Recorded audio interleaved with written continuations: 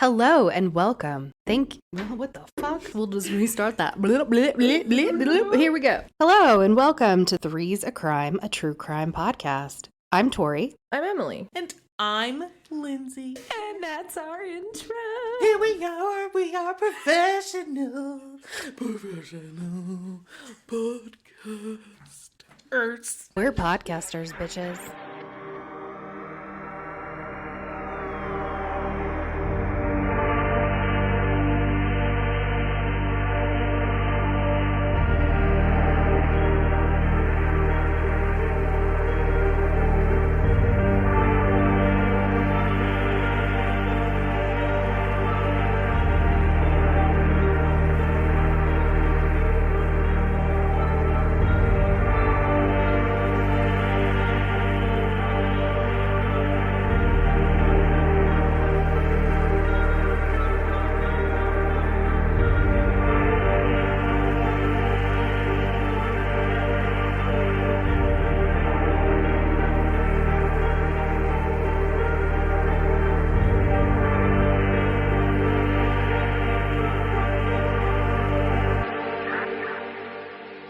Okay.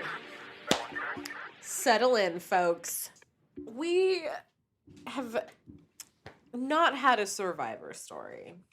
So I thought, what a great time after genitals on faces and the Warrens kind of being pieces of shit and demons and all the things. It's always demons. I wanted to do this story because it was a survivor story, but I'm going to tell you it's still like uber rough. Okay. But it's like... Not as rough as the butcher. It's pretty rough. Man. But it's... Sorry, guys. Is it like the month's palate cleanser?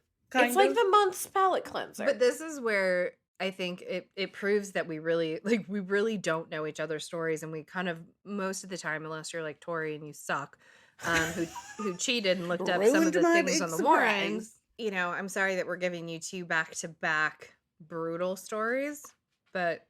Spoiler, she lives at the end. She doesn't have to cut her arm off to get out of the I will tell you what nook she does. cranny thing, whatever that. You don't want to say that she didn't have to hack off her own arm to get out because we don't know the story yet. It's true. All right. Thank God. Like maybe she did to escape. This is the story I love it. of Mary Vincent. Mary Vincent. Mary Vincent. Mary Vincent. All right, so in the evening of September 29th, 1978, Mary Vincent decided to run away from home. Oh, Mary. How old was she? She was 15. She was one of 6 children, and she was 15 years old, living in Las Vegas with her father, who was a mechanic, and her mother, who was a blackjack dealer. She came from a military family, wasn't super close with her parents, and her parents were like right in the middle of getting a divorce. I didn't read anything like super crazy, just, you know, she was just kind of like, I don't really want to having a rough time. Yeah. So she decided that she wanted to leave Las Vegas and move with her grandfather in California. I don't remember the name of the town, but it was somewhere near Los Angeles. She's 15 years old. It's 1978. How do you think she gets to California? Oh, she totally hitchhiked. She hitchhikes to California. And so on this day, she was standing on the side of the road, and she's with a couple other hitchhikers. They all had different signs, were from different places, looking to go different places. And then this... The original ride share. Yes, exactly. Exactly. This is when Lawrence Singleton pulls up in a blue van, sporting a pair of overalls. Oh, no. Which... this sounds very Deliverance-y. I was listening to Morbid's episode on this, and like... Obviously I was, because of course I was. But Elena, it's not surprising. But Elena goes, there are 2 kinds of men who wear overalls. And it's like sweet men who just want to show you how to get the most beautiful tomato crop. Or like crazy psychotic hill people that think you look like their sister or something like that. Hill people. I don't remember what she said, but it made me laugh so hard. Yeah, so she's like, overalls, dude. So he pulls up in a blue van, sporting pair of overalls. Mary describes him as looking like a friendly grandfather type. She's like, he didn't like freak me out or anything. He just She thought he was the... He was a grandfather. He was the garden tomatoes overall Yeah, guy. he thought he was the garden tomato overall guy. Mm-hmm. And that immediately made her feel comfortable. Lawrence, who I'm going to call Larry, he told the hitchhikers that he only had room for one of them in the van. Oh, fuck. In the van. Which is Yeah, weird. like, why? Do you Because have it's a van? Yeah, like, what the fuck? All the hitchhikers were like, this looks sketch as hell. Like, Right? he's Well, saying he yeah, only has like, room for one of us, but there's this empty van, and like, Larry was a 51-year-old merchant marine, and he had just been through his second divorce, and he also had a 15-year-old daughter at home. He also says this when he like comes to pick him up. He's in his blue overalls. He's like, "Hey, I have like a daughter around your age," and she's like, "Cool. You're also like a dad type, right? Like dad energy." And so she's like, "Dude." Mary Vincent's like, "Bro, I gotta go to California. Like, I gotta get there." She had hitchhiked up until this point, and she's like, "I'm almost there." Like, I'm almost there. like, yeah. And she's want just to kind be of there so bad you're maybe not making the she's best just like over it, decision. just wants to Right. get there. He said he wasn't driving to LA, but he goes, "I'll take a detour and get you there." No. And she's like, "Awesome, great, overall grandfather dad energy." Don't listen to the experienced hitchhikers. Right. She said that the drive was fairly uneventful. There was a point, and I didn't read this anywhere else, but I had heard it in the Morbid podcast, and it's just a creepy little thing. There was a point where like she sneezed, and he immediately like reaches over and like touches her neck Ew. Nope. and is like, "Oh my God, are you okay?" And she's like, "Get the fuck off of me. You can't see me, but I just did some ninja shit." She did. She did. She's like, "Whoa." She almost fell out of the chair a little Yeah, bit. like, don't fucking do that, okay? After this happened, she nods off to sleep. Oh, God. Do not nod off to sleep when you're in a car with stranger's somebody car. you don't. Well, first of all, First of all, don't get don't into hitchhike. Don't get into a stranger's car. car in general. But if you find yourself by some means of badness in a stranger's car, don't nod off. Don't. Stay alert, my girls. Yes. Mhm. Or When- boys. Whoever you are. When she woke up, she saw that they were actually going east towards Modesto instead of towards yeah. California, or instead of towards Los Angeles. He's literally going the complete wrong direction. And she's like groggy, and she's like waking up, and she's like, Whoa, this what isn't the- right. and she like reaches down and finds like some kind of stick or something on the ground. She like holds it out to him, and she's like, "We're Wait, not fucking yeah. going the right direction. Like, Oh my What are you doing? ugh." And he's like, "Oh, dude, he probably didn't color, dude." He's Well, like, "Oh, you dude." know, I mean, Spillman didn't actually scream, "Come at me, bro," Yeah, to exactly. the helicopters. But you get the I mean, the vibe of what we're laying down here. Exactly. He's like, "Dude, I'm sorry." He says, quote, "I'm an honest man, and it was an honest mistake." And he goes, "I'm so sorry. I'm so sorry." He's like, "It was a Honest total men never say accident. I that. just took the wrong turn." He's like, "I promise I'll take you there." And he's like, "But let me pull over first, because like I super duper have to take a piss." And she's like, "Okay." So they pull over, and he walks out somewhere to go pee. And she's like, "Okay, I'm gonna get out and like stretch my fucking legs because I've been I'd incarcerated." be stretching my legs by running away So from this situation. I had read that she was thinking that at this point, but I'm not entirely sure. Like, I kind of hear different things. Like, she's either like, "Okay, get me where I'm going," or she's kind of thinking like, Maybe this wasn't a maybe great I should idea. like prepare for a way to like leave this place. So, but she notices her shoe is untied. And so she's bending over to tie it, and Larry sneaks up behind her and hits her in the head with a sledgehammer. oh, Yep, I kind of bud. had a feeling there was going to be something. I didn't along think it'd be those a fucking lines. sledgehammer, Peter No. Gabriel How do style. you survive being hit with a sledgehammer? She was immediately knocked unconscious, I- obviously. yes. Mm-hmm. When she awoke, she was completely naked and totally tied up. He immediately forced her to perform. Oh, sorry, trigger warning. Almost got. Well, I guess I should have said it before the sledgehammer part, but there is some major rape and probably put this in the torture category too. I'd Yeah. say. Well, we'll put it in the description. Yeah, I will. Yes. So when she awoke, she was completely naked and tied up, and he immediately forced her to perform oral sex on him. It was like he was like literally like shoving himself into her mouth. Ugh. He proceeded to rape and sodomize her before throwing her into the back of the van. He drove to another location to continuously rape her again, and he kept her for about 2 days. I think it was like overnight, like a day and a half probably. She said that he raped her 6 to 8 times. He also made her drink some weird clear liquid that made her pass out. So she's not sure if it was like alcohol or something else, but she's like, as soon as she drank it, she would just conk out. She said that she'd go in and out of consciousness like a ton of times. Oh, that's terrible. Yeah. It's terrible, but at the same time, I'm kind of like, since she survived, Glad that she's unconscious. Well, yeah, like I But think then I that would stuff comes up like rather. that's what I was thinking. Like, oh sleep god, that's a through. lot of therapy. There's a lot of eventually gonna EMDR. come up. Yeah. EMDR? Is that what it's called? Yeah, ASMR is not right. EMDR is correct. EMDR. Okay. Yeah. At one point, she woke up and he had thrown her on the ground on the side of the road and he like forced her to lie down. And she's, again, still naked and tied up. And she's like, please, please, please, just like set me free. She keeps saying, set me free. I won't tell anybody. Please just set me free. Let me go. He said, quote, you want to be set free? I'll set you free. Oh no. Oh god. And goes out to the back of the van and grabs a hatchet. No thanks. Trigger warning. He held her down and chopped her left arm off. Oh. See, this is why I told you to be quiet and not because you said at the beginning it's not like somebody had to hack their arm off to get out of here. Oh my god! I was just trying to make a James Franco. I'm like trying not to be joke. like. Oh god! That was some scary intuition there. Well, and then the Sorry. friggin' Harley and Buddy episode where he had to cut the dude's hands off, and I was like, Yeah, whatever. Oh fuck! There's been a lot of dismemberment today. yeah. Yeah. So he held her down and he chopped her left arm off. It was severed just below the elbow. She was alive. She was conscious. She was screaming. And he cut her fucking arm off.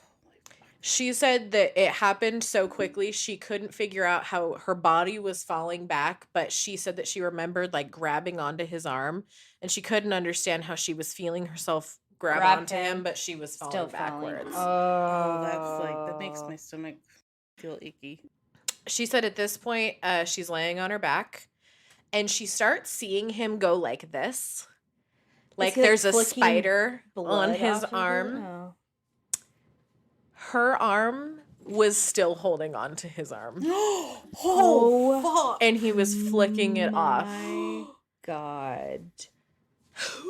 I don't like any of that. He is very upset as well. Yeah.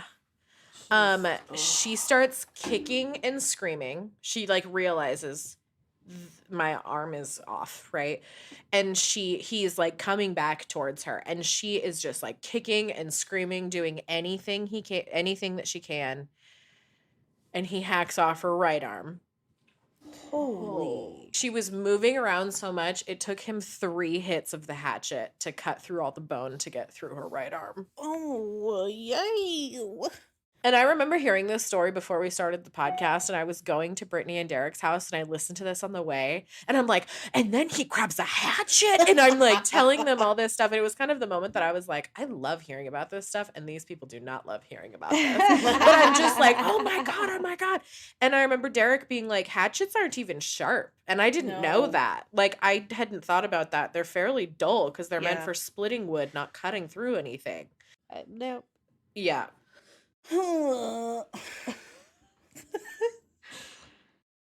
Please know, people, I'm laughing at Lindsay. Not at the poor girl Right. having her arms hacked off. So he has both of her arms cut off. She sees him flinging her arm off of him.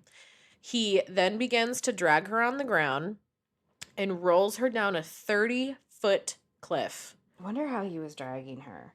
And I'm assuming... I think by her feet, probably. And I'm just like, how did she not die from the blood loss from having her arms chopped off? Anyway, keep going. After he rolled her down the 30-foot embankment, he put her into a cement drainage pipe. And when he left, he said, okay, now you're free. Oh my God. Motherfucker. Stupid fucking Larry gets back into his little bitch-ass van and leaves. Assuming she's dead or, like, will at least die soon, right? Right, yeah. The fall broke 4 of her ribs, and her body had gone into shock from the blood loss. She became super tired. She was starting to get really cold. All she wanted to do was fall asleep. But there's a show called I Survived. Yes. I love that show. She is on, I'll look for the episode because I can't remember, but she is on that, and the cool thing about that show is they tell it firsthand. Yeah. And so insane hearing it from her own voice. And I just want to reiterate, she's 15. Right. She's 15 years old. This isn't like an adult. I Yeah. mean, not that it makes a difference, but like she's a teenager. She's a baby. Yeah. And so she's like, I just want to fall asleep. Her fucking arms are cut off. She's losing blood. She's like in and out of consciousness. But she said that she heard a voice saying that she couldn't go to sleep because if she did, he was going to do it to someone else. So she forced herself to stay awake, which is just Crazy town. Yeah. insane. So this bad bitch, again, want to reiterate that she's 15, okay? She goes, I'm going to fucking live. I am not going to sleep. I'm going to fucking at least try. Hell yeah, bitch. And she's so brilliant. So she stands up and she decides that she's going to stick her arms in dirt to create mud to pack the blood in her arms so that she would stop bleeding. And I would not think of that. No. If any limb was cut off, first of all, I'd be like, no, I'm going to sleep. Sorry. Like, Yeah. I think I would just, honestly, Right. Yeah. I don't know that I would have that. And I think I would be worried about like infection, contaminants in the soil, but I guess really at that point you're like, man, If you're going to go, you're going to go. Right, You might yeah. as well just, try something. yeah. At this point, it's pitch black outside. She crawls up the 30-foot embankment With because severed limbs. with severed limbs because she can hear traffic. She knows that there's traffic. I think there's like a freeway somewhere, but she is on like a back road basically. Okay. But she knows that cars are nearby. So she's just doing her fucking best. Think about trying to climb uphill and not being able to use your arms. Yeah. Think about how hard it is to climb uphill When with you- fully functioning arms. Yeah. Right, yeah. Can Yeah. you imagine? Oh my No, God, I can't. I would have been dead. Yeah. I can't. I would not have So she crawls with no arms up the 30-foot embankment following the noise of traffic. She said that it took her a full day to walk up the 30-foot cliff. How? She got up to the road and she just starts like walking down the middle of the road. And again, it's pitch black. She can't see anything. She said that there was no lights, there was no street lights, and she said the moon and stars were like literally the only light that she had. She walked down the middle of the road for 3 miles. Wow. Waiting for a car to drive by. A red convertible with 2 guys in the car did kind of drive and kind of like pull over, like someone obviously needs help. And then I bet they took off when they saw her. Immediately Yeah. took off when they saw her. And she's naked. She's fully naked. She's covered in blood. She doesn't have her fucking arms. She straight up looks, and she's like walking out of the goddamn forest like this. Like Yeah. she looks like Right. Carrie or something. You Yeah. know what I mean? Right. And they drive off. And she, to this day, is like, I don't even blame them. Like, it's in the middle of the night. Like, I Yeah. don't know if I would have. Yeah, no, I mean, like, that would be a scary thing to see. And if Terrifying. it didn't have arms and it's dark, like, they may, you know what I mean? Like, You you don't just know if don't know. They didn't even think it Yeah. was human, you Yeah. know? Or, like, yeah, I don't know. They're just. it's dark, they can't see, but at the same time, like, how crushing Like devastating. would it feel to be like, oh, I'm finally going to get help And then not getting help. and then not get it? Mhm. I mean, you know that they have to think, those two have to think about that, like, every day. Yeah. Yeah. 1,000%, for sure. I was kind of hoping you were going to say that they, like, went to, like, a gas station and called 911 No. or something, but No. And so she's like, fuck. Okay. I just have to keep going. You're So I good, just have to yeah. keep walking. She holds her arms up so, quote, the blood and muscles wouldn't fall out. So Oh how my much of God. her Right below her elbow. So she's got from shoulder to here. I was imagining nothing, You know, that's funny. When I first heard the story, I was also imagining nothing. but that makes Yeah, it's So- severed right below the elbow. on both arms? Both arms. Okay. Right arm took 3 hacks. This one took 1. Okay. Bone is not something that's easy to, like, No. cut No. through. No. Ugh. with a not sharp hatchet. Right. Yeah. Yeah. All right. Keep going, please. I just want to get to the good part where it's like, okay, it's So gonna be okay. a couple on their honeymoon who had taken a wrong turn. What a fucking wrong turn, am I right? They get lost. They're on their honeymoon, they get lost. And they see her and they're like, "Oh my god, we have to help this poor girl." And so they immediately pull over. And the husband had found like blankets and linens in the back of the car and was able to wrap her in them. Again, she's totally naked, and he's just, which I just makes Right. my heart so Yeah. happy. They put her in the back of the car, and 1978, we don't have cell phones. There's, it's in there's the nothing middle to of the do night. but to try to go to. Yeah. They're just driving to a building. Yeah. Yeah. The closest building was an airport, and they got there. They called 911. All she kept saying, all she could say to them was, quote, "He raped me. Oh. He raped me. He raped me." A rescue helicopter came to take her to the hospital. She had lost over half the blood in her body. Oh my god. Fuck. And the remaining blood in her body had become toxic. Right. She was well, like yeah. completely septic, Yeah. At the hospital, God, she's such a bad bitch. She's such a bad bitch. You'd think like she'd get there and be like, okay, like I can sleep and I'm not gonna die. You know what I mean? Like That's you can where relax. I would be. Yeah. No, she goes, "Get me the fucking police. Find me a sketch artist. I'm gonna tell you what this Hell. fucker looks like." Yeah, bitch. Man. Hell And yeah. she had described him so well that the picture that they drew looked like a photo.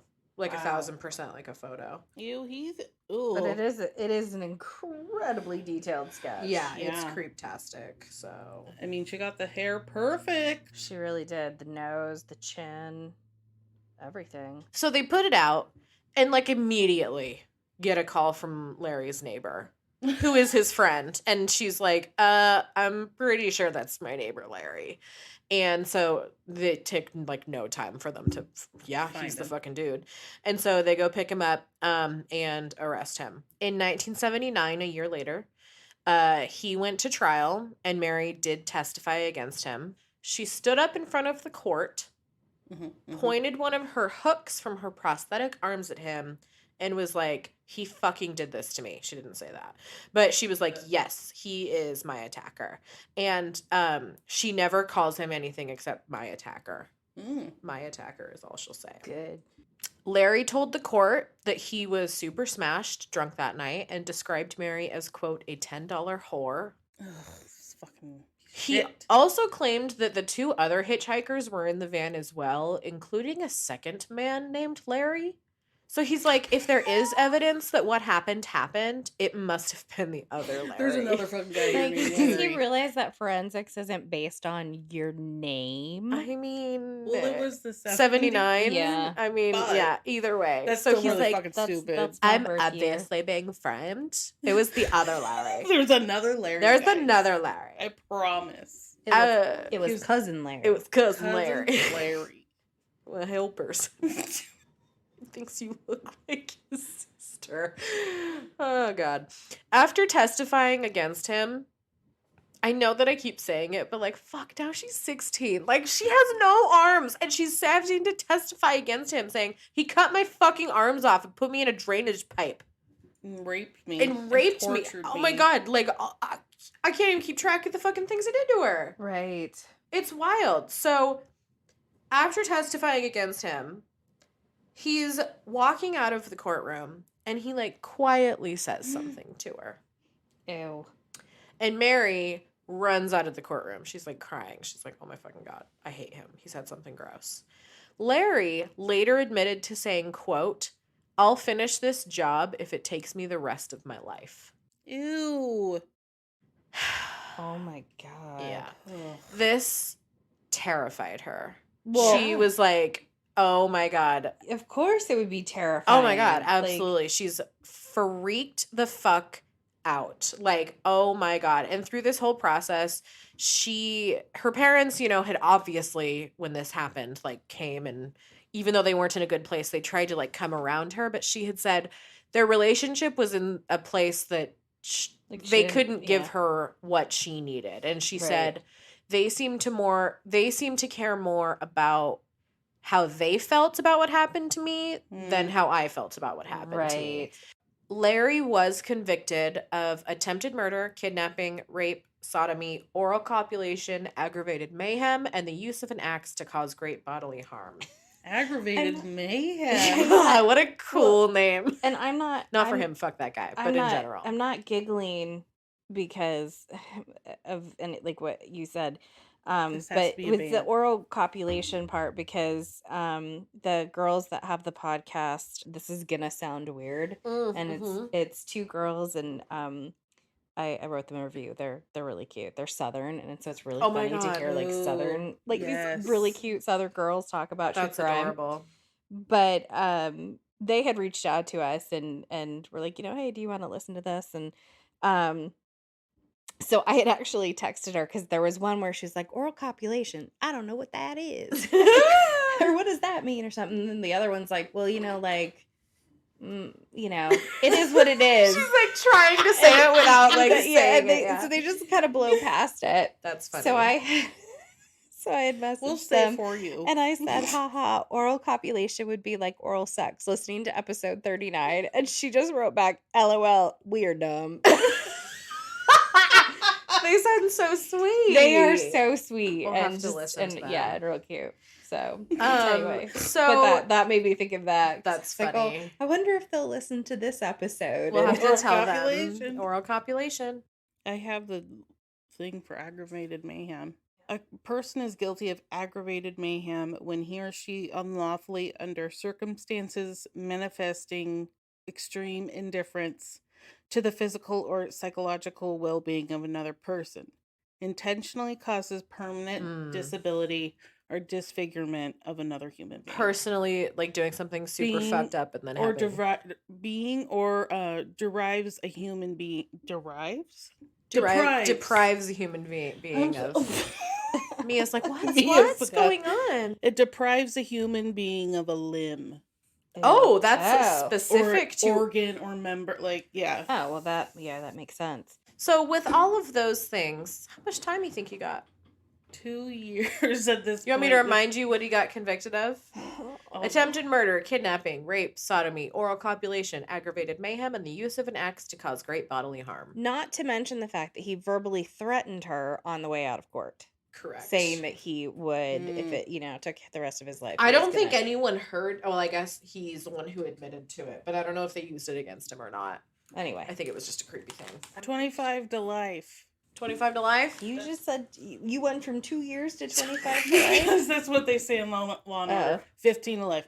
25 to life. That's just what... That's all I'm going to say he got like 5 years and he actually served like 18 months. I'll tell you. When we come back. Boobity-bop-bop. He received the max sentence at the time. Actually, does that change your answer?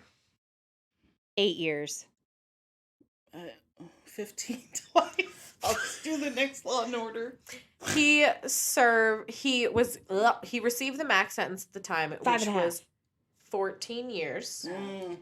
However, you were close with your... He only served 8 after getting out on good behavior. Oh no. He cut a girl's arms off. Yeah, that's 2 limbs. A 15-year-old girl's arms off. Raped, tortured, threw her in a fucking hole. Attempted to, it's attempted murder if you left her there. He basically thought she was dead. Yeah. But he definitely was not expecting her to crawl out of that ditch and up that hole. It's up that side of that ditch, up that hole now. Yeah, up that hole. Fire. Fire. Oil. Water. Land. Flames. I don't remember what I was listening to. I want to say it was My Favorite Murder did also an episode on this, and I think it was them that was saying that there was a type of program for violent offenders to have like a day taken off their sentence for each day they would like work a job in prison. Oh, wow. Violent offenders. Like you could work for 30 days and get 30 days taken off your sentence. Like what? No. For people that tried to fucking murder someone and raped her 8 times? Like, why are you earning time at a job? Like, you're supposed to be, like, You should be working. Yeah. You get paid like 7 cents a day or some nonsense. Watch Orange is the New Black. Right? Where I know how prisons work. I watch so much Grey's Anatomy. I'm positive I could have taken your fucking gallbladder. I'm pretty positive you couldn't. I'm glad you didn't offer or suggest. And be our patrons because I'm starting to get the bills for that surgery. Yeah, seriously, right? We need some help. Be our patrons. As soon as Larry was released, this dumb fucker tried to sue Mary. Oh, he sued her. Oh, right. He sued her. Was that just a way to be able to see her? I don't or fucking to harass her? He said that Mary threatened to accuse him of rape and waved a stick at him, and that's why he became violent. He filed a complaint suing Mary for, quote, forcible kidnap for the purposes of robbery. The case was immediately dismissed. Of course it was, because that's the most ridiculous They're like, thing. No, you're stupid. Fuck off. Piece of shit. Yeah, you suck. I hate you. After he was released, Mary was terrified. Again, of course. Obviously, he's like, I'm going to finish the fucking job. And she's like, you already cut off my arms and raped me, and now he's gone. Or he's out of prison. Right. Fuck yeah, she was scared. She was terrified. She was afraid of being in one place for too long. She even had bodyguards, and at one point, she was sleeping in a deserted gas station. Yeah. Oh my God, the poor girl. Yeah. I can't talk because my face is smushed by a dog. Well, his own daughter didn't even want him released from prison. Remember, he has a 15-year-old. Oh, yeah. Don't forget that. I just thought he was lying. Nope. He had a real 15-year-old. She also didn't want him released from prison. She even said that he attacked and abused her and her mother. She said her mother once told her that she was surprised that she was born with no complications because Larry beat the fuck out of her when she was pregnant. Jeez. Yeah. When his daughter learned of his release, she also hid. She even called the prison that he was in asking if anything could be done to keep him in longer because she's like, he's a fucking danger. Mm-hmm. And she had changed her name multiple times. She crossed state lines. And they were like, we think you should just get a restraining order. And she's like, yeah, because he's the kind of guy that's gonna yeah, she's like, I've literally changed my name and moved multiple times. And like, hello. Yeah, I still don't feel safe. Fuck off. She was even discouraged from changing her name from the woman that she moved in with after all this happened. Discouraged her from changing her name and terminating her relationship with her father. Discouraged her? Yeah. Because you want to have a relationship with a man that... Like, fuck you. Just because fuck off. Your family by... Just I because don't it's care. blood, it doesn't matter. Doesn't matter. No, it doesn't matter. You don't get to just get away with shit like that. When he was paroled, California wanted literally no part of that. California was like, get him out of here. Bye. We don't want him in California. So California literally protested to not allow him into any of their communities. That's people in communities or the state itself? I believe probably people in communities, but basically everywhere he tried in California, everyone was like, nope, absolutely not. You're not welcome here. Nope. So he was forced to live in a mobile home on the grounds of San Quentin Prison until the end of his parole in 1988 because he couldn't fucking live anywhere because everyone was like, nope, no thanks, bye. I mean, if he's anywhere. Oh my God. So he's released, but he's still having to live at San Quentin. Yeah, because nobody wants him there. I like that. Fantastic. So in 1988, it was the end of his parole. He was originally from Florida, and he had some siblings that lived in Florida. So he's like, okay, I'll just go move with one of my siblings. And at first, he moved into his. Wait, I'm sorry. I just want to interrupt and say I love both of my brothers dearly, but if they did cut this, someone's arm off, you would freak out. I would not. They would not be allowed to live with me. No, absolutely I would not take my sibling in. No. So at first he moves into his brother's home, but it does not take long for the community to like have a fucking meltdown and be like, no. And they immediately like make the house a target. Like at one point a firebomb was tossed into their front yard. Fuck, man. Yeah, people were not happy that he was living there. Between 1990 and 1991, he was arrested 3 times for shoplifting. I mean... What? And protesters would show up to his court hearings. How old was this him at this point. He was in his 50s 51 when he did it. and at this point it's 1988, so he's in his 60s, 70s, 60, 70. Okay. So his brother was like, people are throwing fire bombs into my front yard. Get out. You're gonna have to go. Bye. Get So he moved into a home that was owned by his family in Tampa. And his new neighbors thought he was a great guy. Oh my god. Thought he was just a my stand-up brother dude. lives in Tampa. Oh, well, did he in 1988? Yeah, he's lived in Florida for, well, no, 1988. I would have been 9. No, he was either in Lakeland or St. Pete. I just think this is so weird that they're like, huh, he's a good dude. Like, how did they not know? They interviewed his neighbors. Oh God. And Tom Bennett, who lived next door, said, quote, "We were scared of him at first, but every day he'd talk to you. He'd cook steaks and bring them to you. He fixed up his property really good. He was the neighbor you dream of. I started to believe him. Maybe he was framed."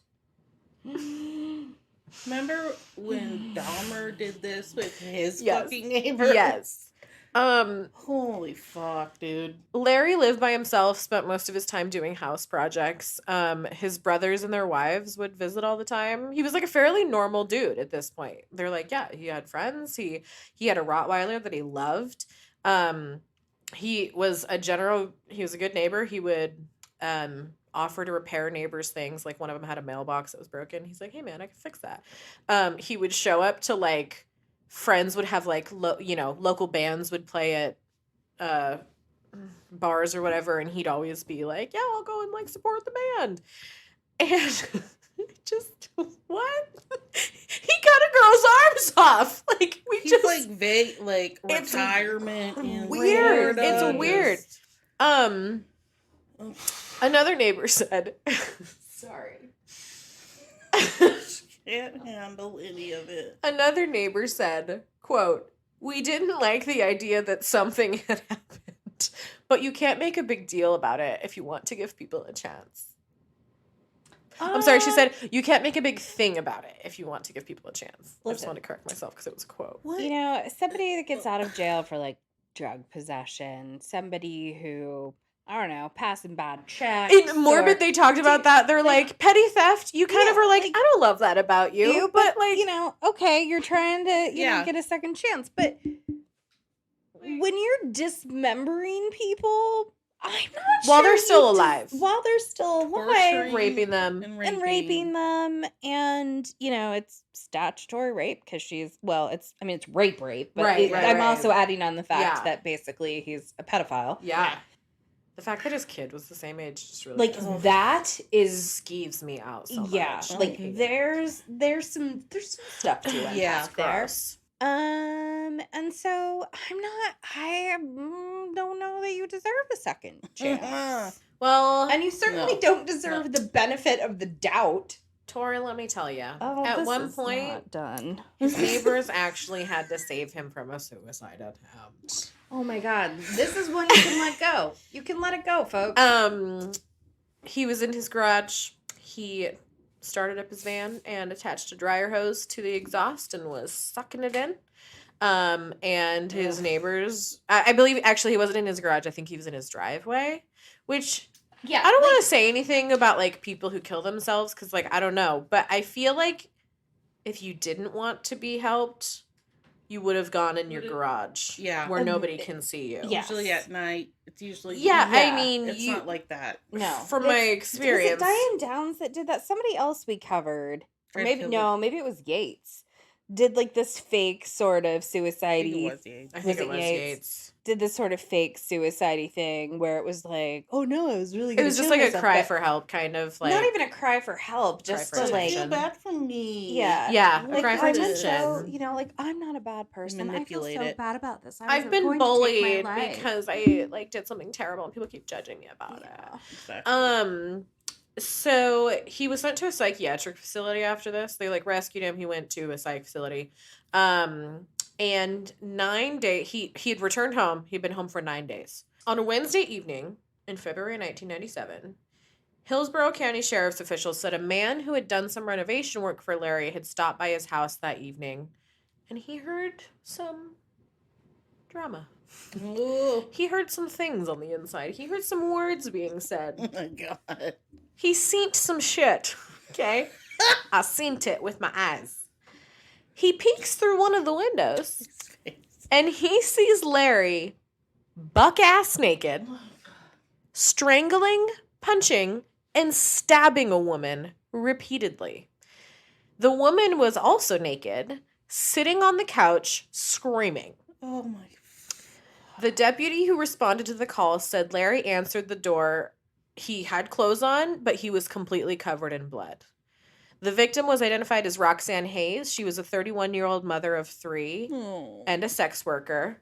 And I say mother of 3 first. Right. And nobody really knows if she was there for personal reasons, for business reasons. Obviously, he's the only one who... Yeah.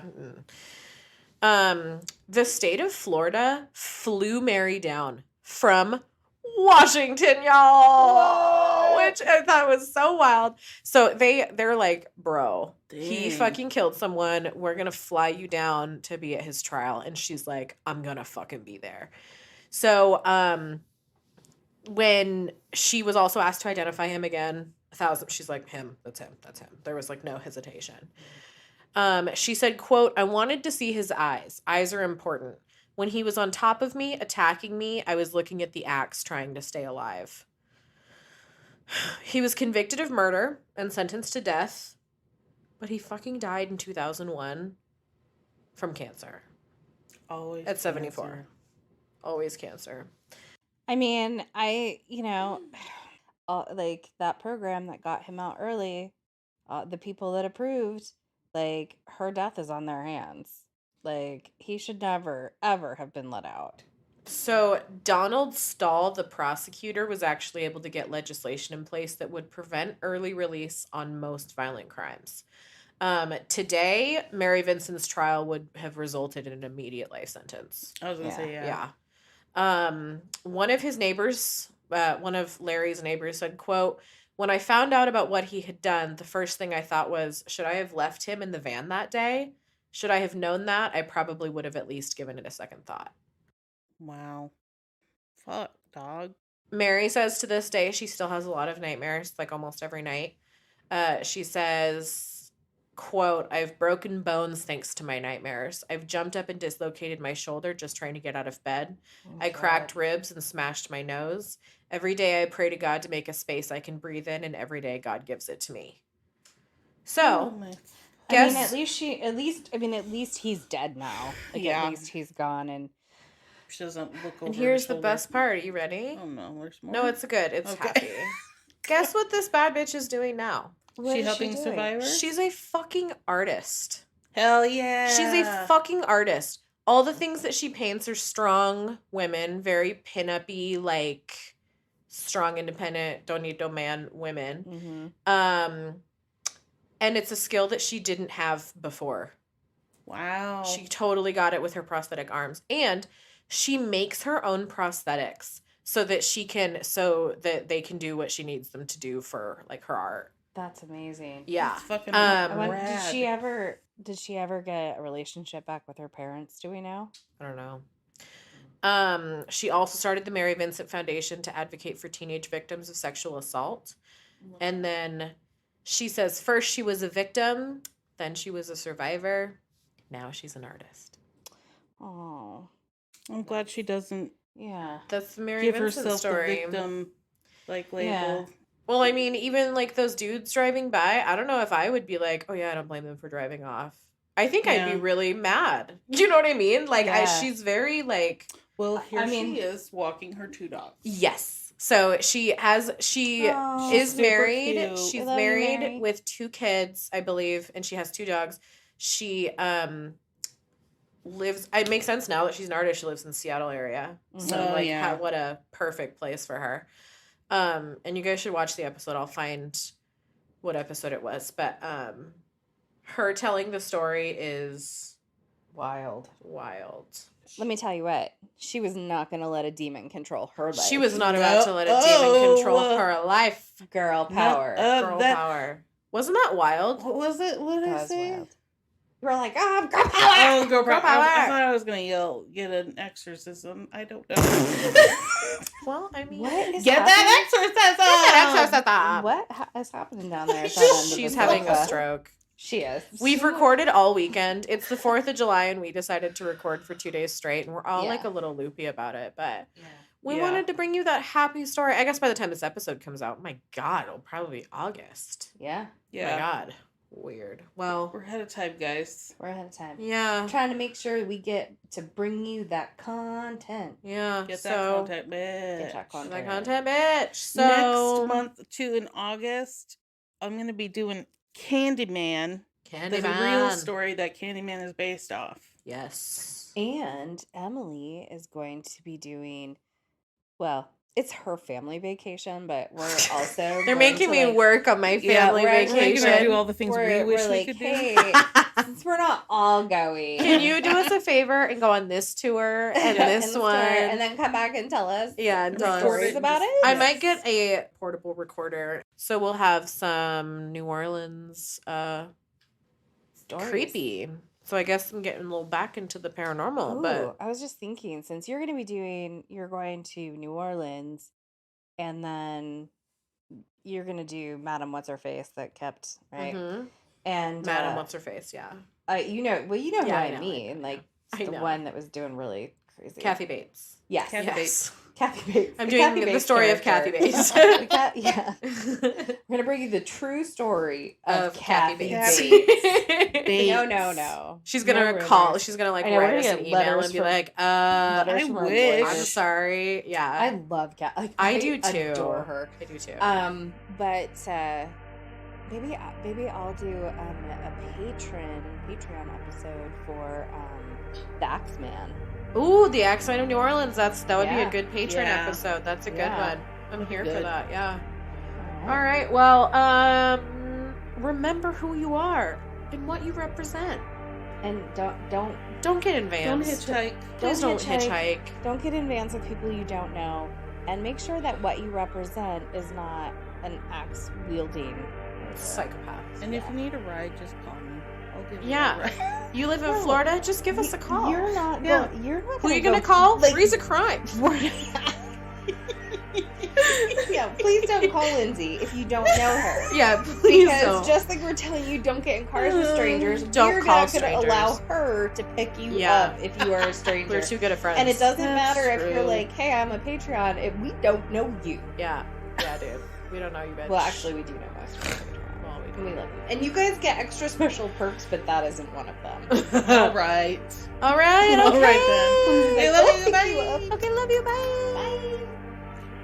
Thanks for listening to this week's episode. We put out new episodes every single Wednesday, and if you're impatient like me, be sure to become a Patreon where you can get your episodes early each week. For as little as $5 a month, you not only significantly support the production of this podcast, but you'll also get ad-free episodes in addition to them being early. Go to patreon.com/threesacrimepodcast. For pictures, videos, and links related to this episode, be sure to check out our Instagram at threesacrime. And for more information, go to threesacrime.com.